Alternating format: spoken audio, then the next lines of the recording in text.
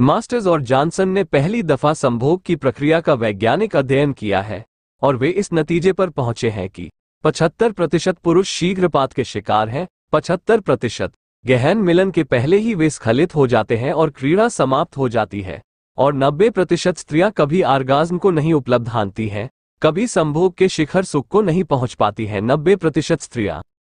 यही कारण है कि अक्सर स्त्रियां चिड़चिड़ी और क्रोधी होती हैं। उन्हें ऐसा होना ही है।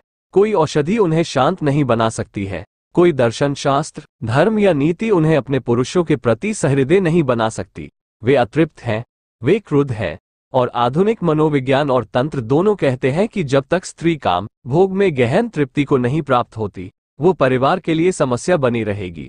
जिससे वो वंचित रह गई है, वो चीज उसे क्षुब्ध रखेगी और वो हमेशा झगड़ालू बनी रहेगी। तो अगर तुम्हारी पत्नी हमेशा लड़ती झगड़ती रहती है तो पूरी स्थिति पर फिर से विचार करो। इसमें पत्नी का ही कसूर नहीं है, हो सकता है कि उसका कारण तुम ही हो। और आर्गाज्म को न उपलब्ध होने के कारण स्त्रियां काम विमुख हो जाती हैं।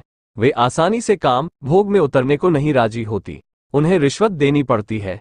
वे संभोग में जाने को राजी नहीं होती, और वे क्यों राजी हो यदि उन्हें इससे गहन सुख की उपलब्धि ही नहीं होती। सच तो यह है कि स्त्रियों को लगता है कि पुरुष उनका उपयोग करते हैं, उनका शोषण करते हैं।